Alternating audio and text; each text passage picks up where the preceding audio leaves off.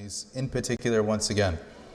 Sayyid Jafar Ali, Takreem Jafar, Sayyid Jarrar Hussain Zaidi, Sayyid Sardar Alam, son of Akhtar Hassan Kazmi, Narjis Begum, daughter of Sayyid Saeed Murtaza Abadi, Dr. Munis Rizvi, Shah Jahan Begum, and Tafsir Fatima, daughter of Yusuf Hussain. Please join me once again in reciting a Surah Fatiha preceded by a salawat. Allahumma salli ala.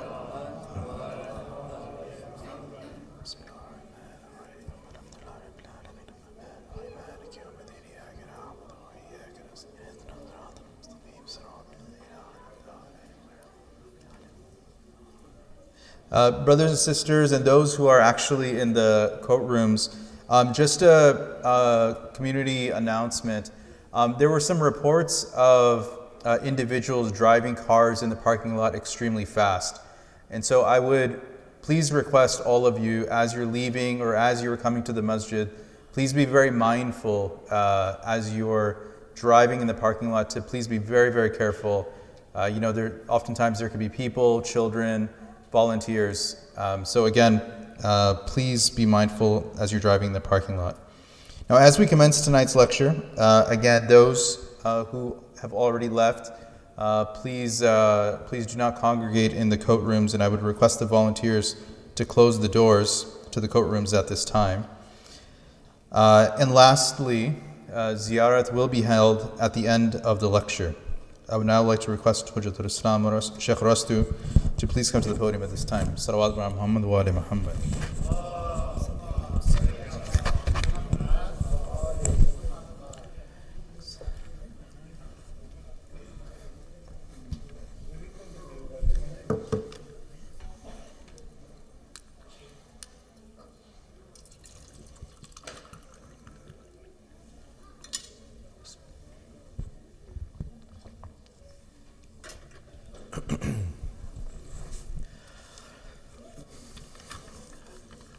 أعوذ بالله من الشيطان الرجيم بسم الله الرحمن الرحيم الحمد لله رب العالمين والصلاة والسلام على أشرف الأنبياء والمرسلين حبيب إله العالمين أبي القاسم المصطفى محمد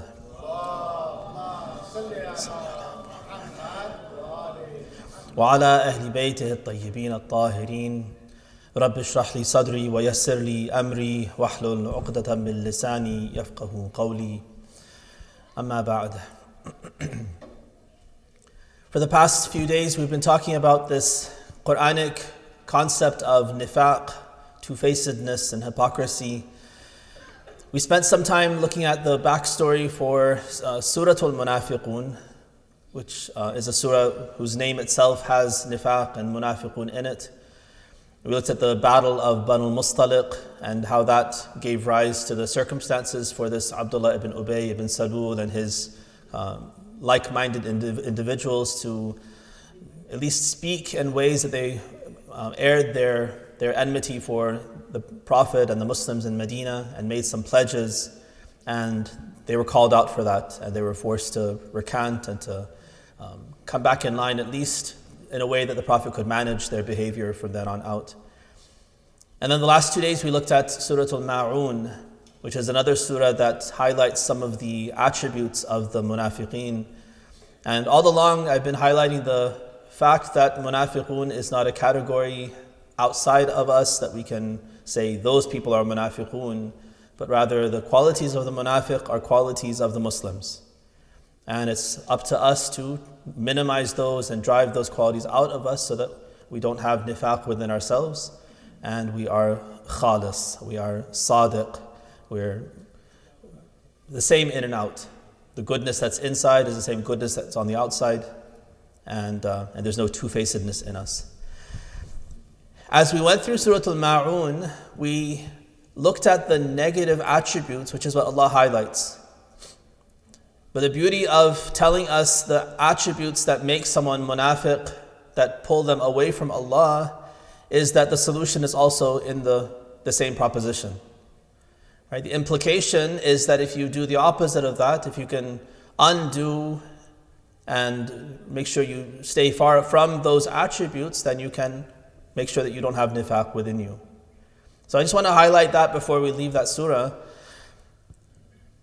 The summary of the surah was that he said the root problem of these people is that they don't have a connection to judgment and judgment day and accountability, and because of that they have messed up these three important relationships that they should have with people around them and entities around them. They are exploitative and they are oppressive to those below them socioeconomically. They are heedless and neglectful of their relationship with Allah subhanahu wa ta'ala. And then they are also negligent with their relationships with the people who are at the same level, their peers. So it goes without saying that the way to avoid these levels of hypocrisy is to reconnect on all these three levels, actually four. There are four things that they neglected. One was we need to make Judgment Day a living part of our thoughts, our reflections. That it's not just something that we check off and say, yes, I believe in the Day of Judgment, but we have to actually think about it. We actually have to connect with it on a more regular basis. When we read those verses in the Quran on a daily basis that mention Judgment Day, then we should pause and just put ourselves in the shoes of the people on Judgment Day. It's easy to read and even say Maliki Yawmuddin so many times every day, but not actually think about that Yawmuddin of whose Malik Allah is. Right? So saying it is one thing, repeating it is one thing, which is important, but it should be a stepping stone to actually thinking about it. And that takes extra thought. Going through the motions and just saying the surah is easy. It's a habit. You can probably say it without even thinking about it. Many of us probably, we do, unfortunately, many times. But reflecting on it is important. So if we connect to Judgment Day, we remember constantly that we'll be held accountable for everything we do, everything we say, for our very beliefs, then that's an important step to straightening ourselves out, correcting ourselves on the inside, and then that will inshallah come out on the outside as well. How will it come out on the outside? By fixing these three relationships. The ones that the munafiq does badly with, we have to do well with. So make sure that the people who are less fortunate, especially at the aitam, orphans, but I think more practically in our experiences, we don't really have too many of that opportunity to have aitam, which is a good thing in one way, but then there's also a disconnect between us and aitam. When we think of aitam, I think our minds immediately go to back home, some foreign country where they have orphans. And we don't have as many opportunities here to look out for their interests. But think of them as maybe the most vulnerable of the vulnerable, but there's so many others that are also vulnerable around us. The da'ifain that Rasulullah is telling us to look out for are women and the orphans. That's a broader category. And then if you look at poor people and disenfranchised people, it's a huge category. And we shouldn't always look to people in foreign lands to give our charity. Zakatul Fitra, the fiqh of Zakatul Fitra reminds us on a yearly basis that charity should start at home. We're not allowed to send our Zakatul Fitra even outside of our city, much less out of our country, until you've made sure there's no poor person who's deserving of that zakat locally. And if that's the case for the wajib zakat, then that should also go for our other kinds of zakat and sadaqah and these kinds of things. First look at home. First look around you. Don't immediately write a check and send it abroad. First fix our own home. Look around. And don't think that someone is more deserving on the other side. They have their own people, own wealthy people to take care of them, and we have to take care of the people around us. They're our responsibility. So fixing our relationship to the less fortunate, that will solidify our commitment to Allah and help Him to know that we know that we're going to face Him on the Day of Judgment. Why? Because I'm taking care of people who can't defend themselves, where there's no consequence in a dunyawi sense for not taking care of them. The only reason I'm going to take care of that poor person is because of Allah, because of my responsibility to Him. No one's forcing me. No one even knows what I'm doing with the poor person, if I'm hurting him or helping him.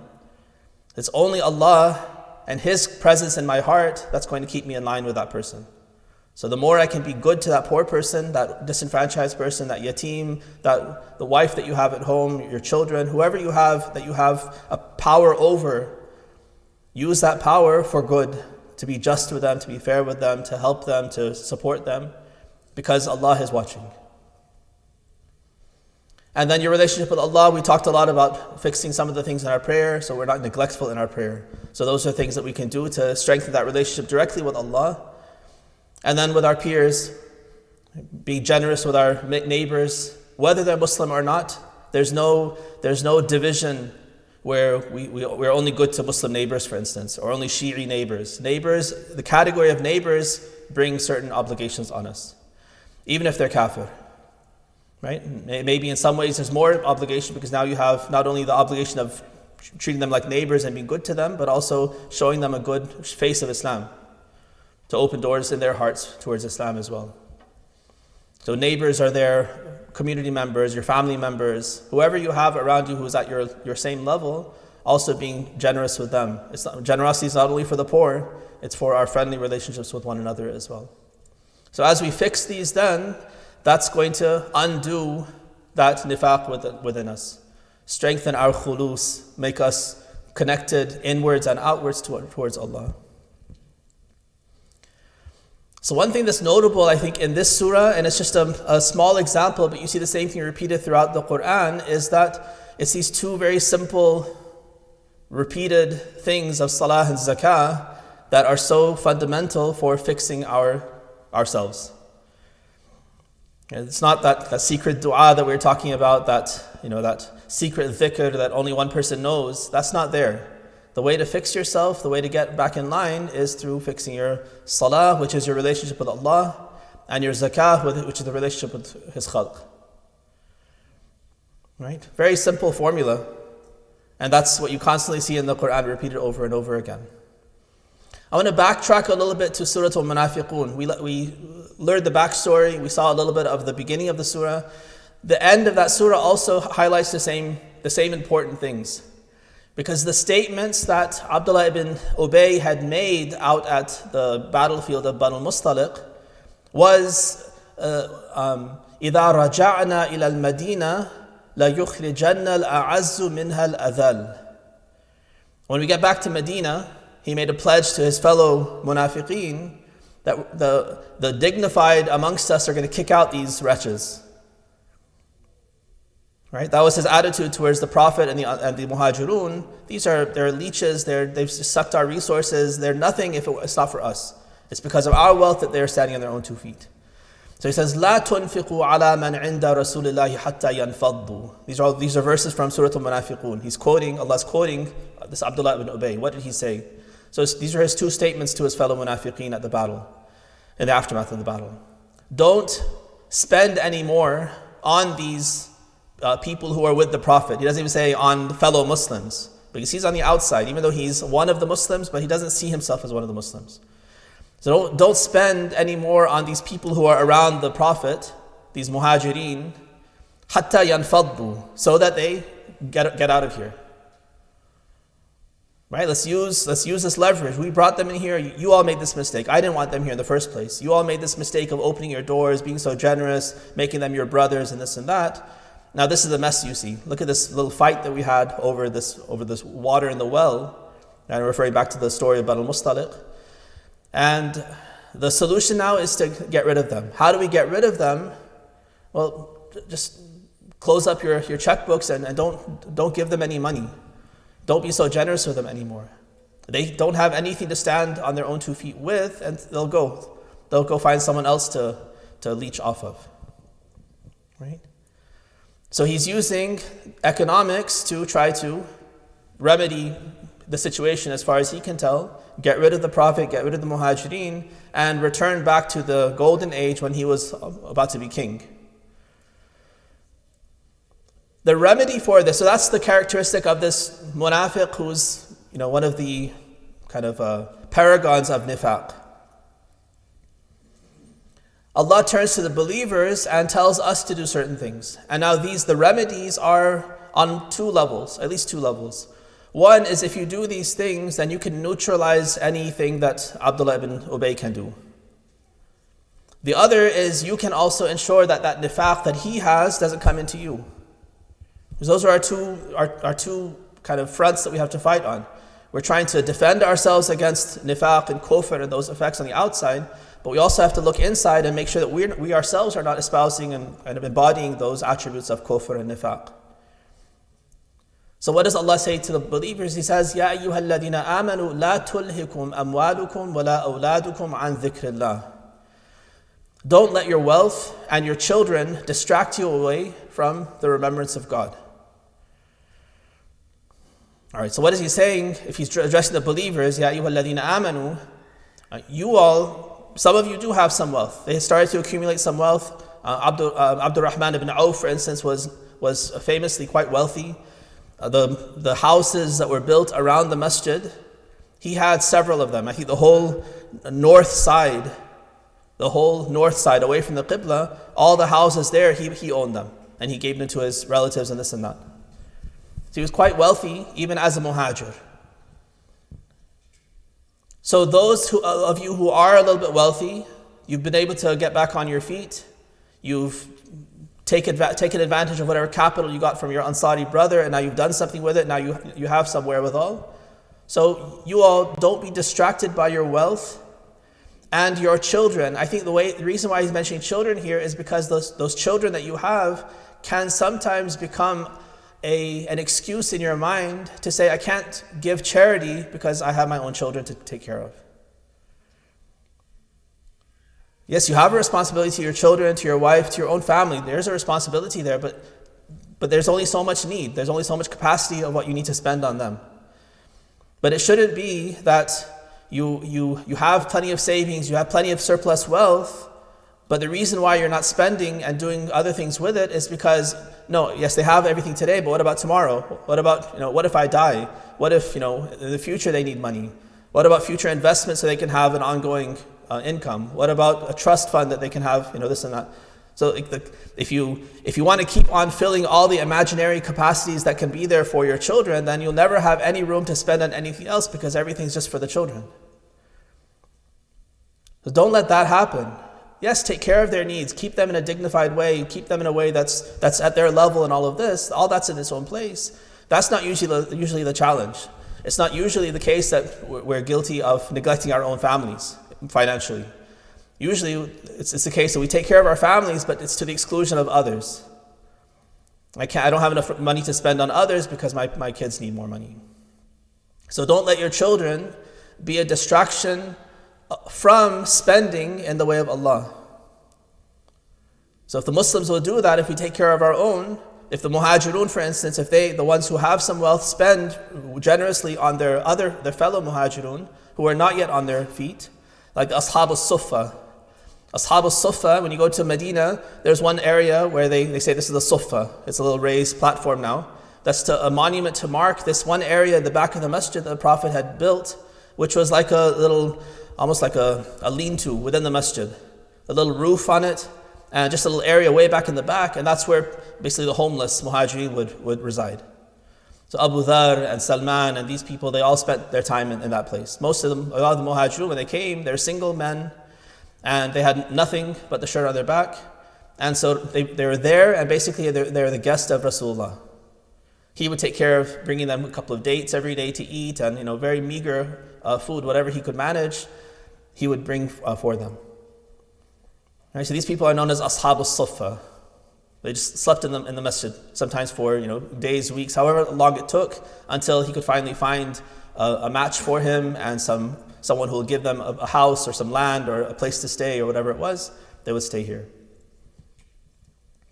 So if the muhajirun will take care of those ashab al-suffah, then this leverage that the munafiqeen have, that won't be there anymore.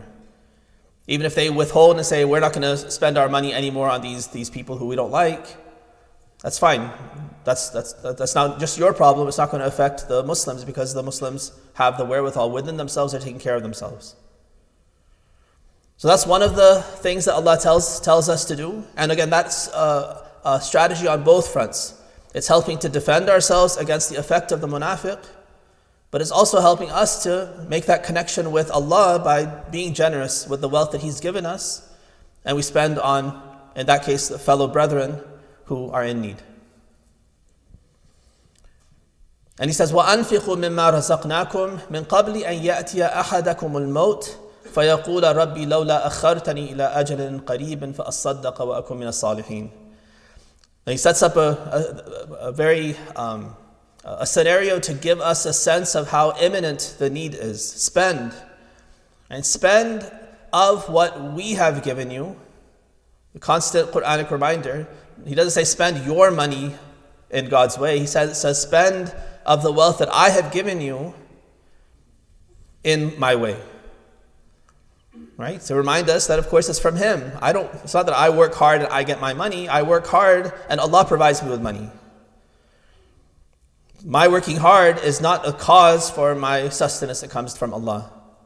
I'm simply showing Him that I'm doing whatever duty I'm doing. Whatever duty I have on my plate, if it's to work, then I'm working. If it's to take care of a sick parent, I'm doing that. If it's to do whatever it is, if it's to study Islamic knowledge, I'm doing that. If it's to join the military and do some jihad, then I'm doing that. Whatever the duty is that I have on my plate, if I'm taking care of that, then Allah's sustenance is guaranteed, it'll come.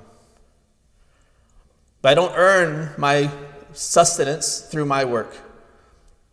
The illusion is that I go to work, I put in the hours, I get a paycheck and a W-2, and now I feel like I'm the cause of that happening. Right? But the constant reminder should be that's not the case. Yes, we still have to work. We still have to do whatever we have to do. But Allah provides. And whatever wealth I end up with, this is Allah's wealth that He's given to me. Part of it's for me, and then part of it's for me to do good things. Build things, give to people, do all of these things that He's pleased with. So أَنْفِقُوا مِمَّا رَزَقْنَاكُمْ, and do it quickly. Don't delay and say, right now I don't have the wherewithal, right now I'm still, I have enough for today, but I have to plan for 5 years from now. Don't plan for 5 years from now with your money. If there's need around you, and you're able to take care of your own needs, take care of your needs and then take care of other people's needs now. Because if you don't, مِن قَبْلِ أَن يَأْتِيَ أَحَدَكُمُ الْمَوْتِ, death is coming soon.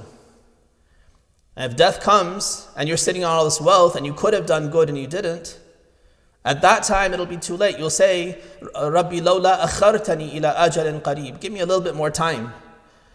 I was just kind of getting things squared so that I could spend a little bit more money in charity. Give me, don't take my soul just yet. Give me another day, give me another year, and I'll make it all good. That doesn't work like that. لَوْلَا أَخَّرْتَنِي إِلَىٰ أَجَلٍ قَرِيبٍ, if only you would delay my death for a bit. فَأَصَّدَّقَ فَأَكُن مِّنَ الصَّالِحِينَ, so then I could give sadaqah, and then I could become good. Right? That delay doesn't happen. Why? Because فَأَكُن مِّنَ الصَّالِحِينَ. What's the last verse of Munafiqun?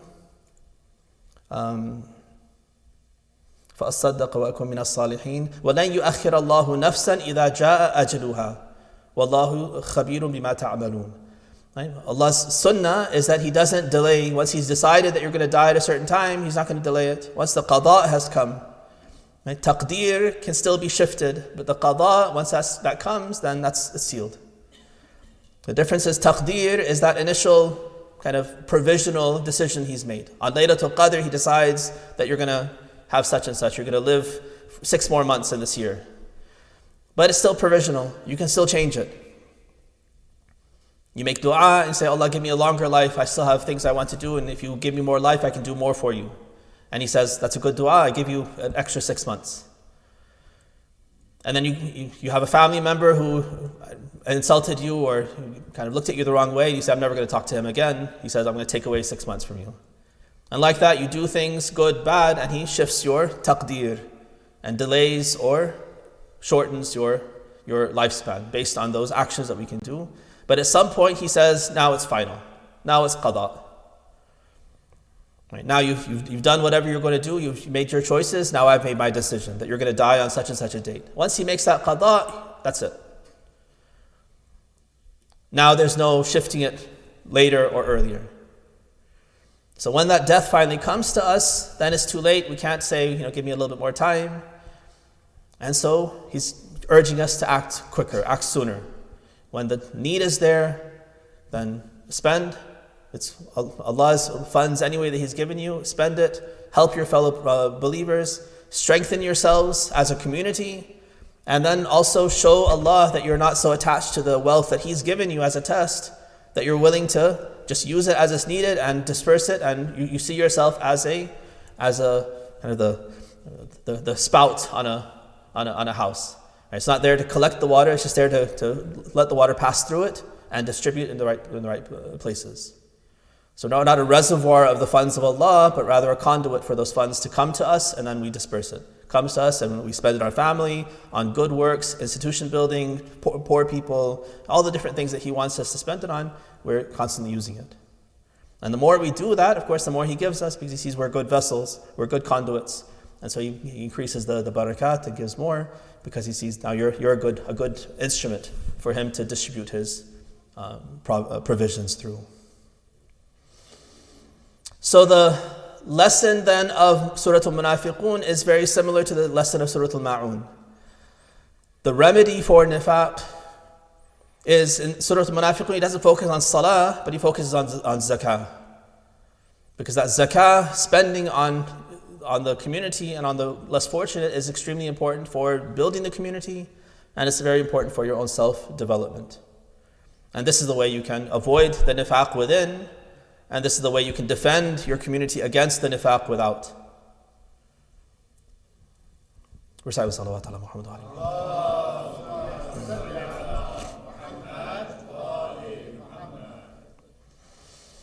Let me share another verse with you, and we'll start the discussion on it.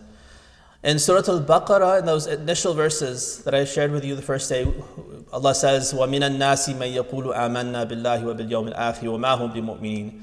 There's people who say we believe in Allah on the Day of Judgment, but they don't believe. He describes them, one of the attributes he ascribes to them is وَإِذَا قِيلَ لَهُمْ لَا تُفْسِدُوا فِي الْأَرْضِ قَالُوا إِنَّمَا نَحْنُ مُصْلِحُونَ. And then Allah makes His judgment, أَلَا إِنَّهُمْ هُمُ الْمُفْسِدُونَ وَلَكِنْ لَا يَشْعُرُونَ. When it is said to these munafiqeen, don't cause trouble, don't cause corruption, they say, of course not, we're just reformers. All we want is to improve things. But Allah's judgment upon them is that no, they actually are the causers of corruption and trouble, but they don't realize it. So this is a really interesting aspect of the munafiqeen, and I think something we can also reflect on, because for some reason the last few months I've had multiple experiences that have kind of fed into this understanding. These people think that they are muslih, that they're reformers. But in reality they're exactly the opposite. They're mufsid, they're troublemakers. And I feel like this is a very common theme in our lives. When you hear propaganda, when you hear advertising, when you even hear the way we describe ourselves, the words say one thing, but then when you look at the reality of the work that's done, the character of the person, the outcome of whatever policies are being executed, you see that the reality is the exact opposite of what was claimed.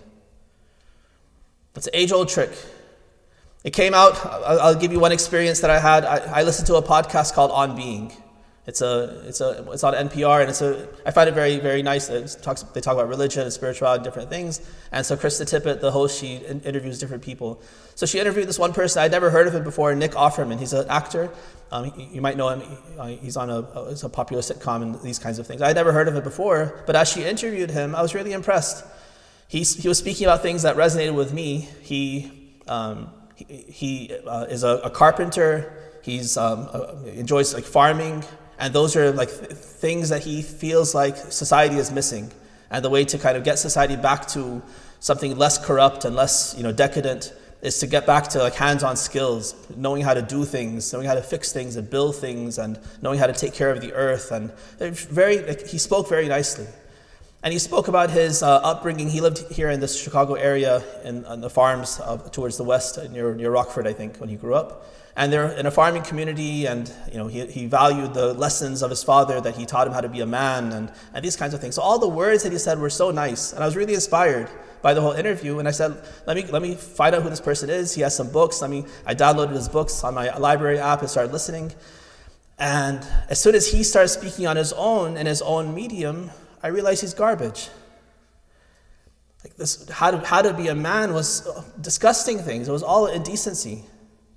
The kinds of language he used, the kinds of experiences he had, the kinds of, when he actually talked on his own, I saw he was total garbage.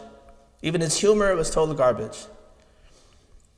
But he was able to speak and use those key words in ways that were very convincing to me, were very convincing even to the interviewer, to see, you saw a person who had very good values and character and these kinds of things.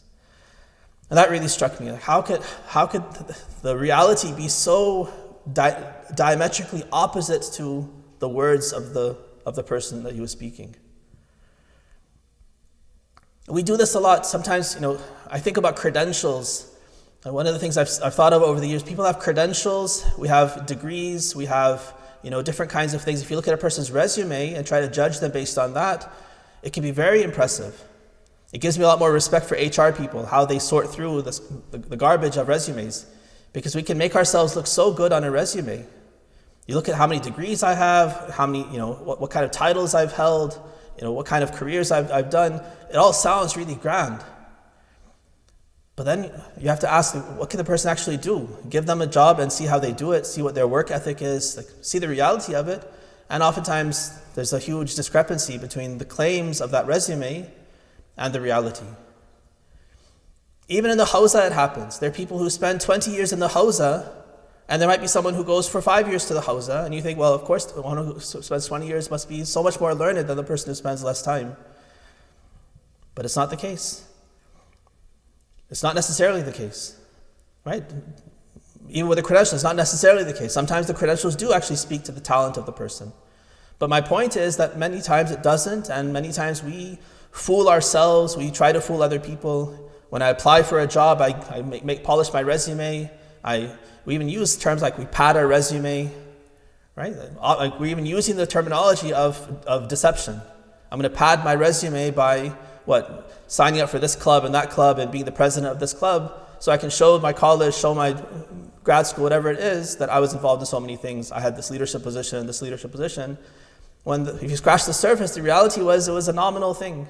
The club doesn't do anything. I didn't do anything as an officer. It's just titles and names that don't really mean anything. That's all deception. Deception is nifaq. So this is a reality of the world that we live in. One thing I want to focus a little bit more on, maybe I'll wait till tomorrow so I can spend more time on it. But I was watching this panel from Brown University of Muslim LGBT leaders. And I'll tell you the irony of it. The person who was chairing the panel was my co-president of MSA back at Princeton. And now she's a professor at Brown, and she was chairing the panel.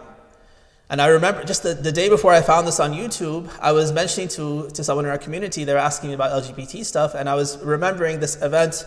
They have this Pride Week in colleges. So during Pride Week, they had invited all the religious leaders to come and talk about LGBT stuff. And so all the rest of the people on the panel were priests and ministers and rabbis, people who were trained in their fields. We had no Muslim, scholar at all, so it fell to me and this fellow student. And so we were scratching our heads thinking, what are we going to say? If we go out and say what Islam actually thinks about LGBT stuff in a crowd like this, in this kind of atmosphere, how is that going to play out? And so we came up with a plan. We decided we don't want to just have a negative, kind of a negative message that it's haram and it's bad and evil and this kind of thing. So we said, let's talk about love and marriage. So we have a positive message, and then we'll talk about the LGBT stuff and have the negative message. And we'll be true to our beliefs, and we'll say it like this. So they went down the row, and the rabbi and the priest and all of them spoke, and they all copped out. They all said that, well, our text says it's wrong, but we think we have to reinterpret the text. We think that was for a different time, a different place, and now, it's a different reality. So they all gave in and copped out. And then it fell to us that we were the only ones who were planning to stick to our guns. And we did. And the response was great. The LGBT people, they saw through the kind of the selling out of the rest, and that we had actually said what we believe. And they respected us for that, even though they didn't like what we said. Right? So I was just remembering that, and then I came across this video, and that my same co-chair who had been with me in that fight against LGBT back then, now without hijab, now a tenured professor at Brown University, is on a chair, is chairing a panel that's giving a platform to Muslim LGBT leaders and allowing them to speak, and it's a whole academic kind of seminar to promote their agenda. So in 25 years, things had shifted so much for this person. So I'll share more about that, because I think one of the things that came out in that talk is that these LGBT leaders feel like they're Muslim. They're reformers because Islam needs to be reformed, right? And they're here to reform it, when in reality they're mufsid. So we'll speak more about this inshallah tomorrow, and I want to bring out some of the things that they said and help us to understand this one example of a kind of nifaq and a kind of double speak, where you say one thing, but the reality is just the opposite. Salawat ala Muhammad wa ali Muhammad.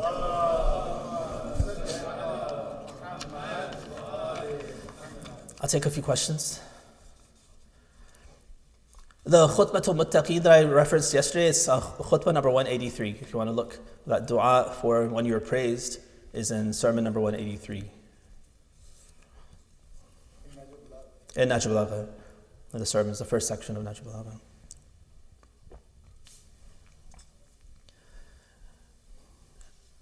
Any questions?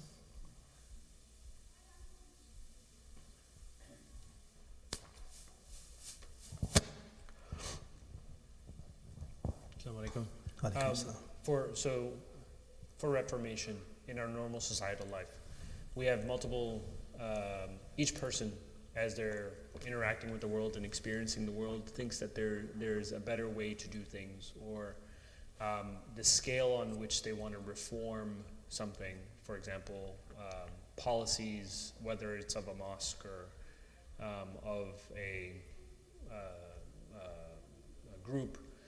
How do we know, or how do we re-evaluate or do muhasabah amongst of ourselves, knowing that the Reformation is true and godly versus it may be something that actually is causing more destruction or chaos?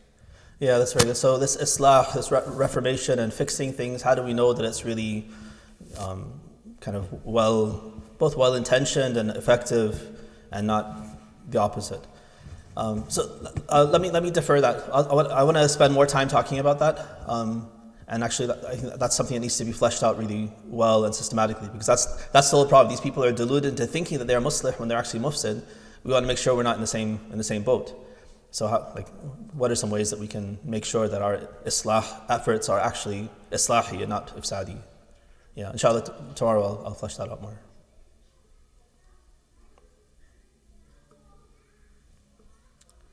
All right. Let's end with a prayer. Bismillah ar-Rahman ar-Rahim. Allah, we ask you to shower your mercy and blessings on Muhammad and the family of Muhammad. Help us, Allah, to eradicate nifaq from our hearts and from our community. Help us to be generous with our money so that we realize that it's your money and we're simply vessels to conduit off to others. And inshallah, make us of those who are true reformers and not those who cause trouble within ourselves, within our families, within our communities, and with the world at large. Akhiru da'wana alhamdulillahi rabbil alameen. بسم الله الرحمن الرحيم السلام عليك يا رسول الله السلام على الأئمة الهادين المهديين السلام على جميع أنبياء الله ورسله وملائكته السلام علينا وعلى عباد الله الصالحين السلام عليكم جميعا ورحمة الله وبركاته.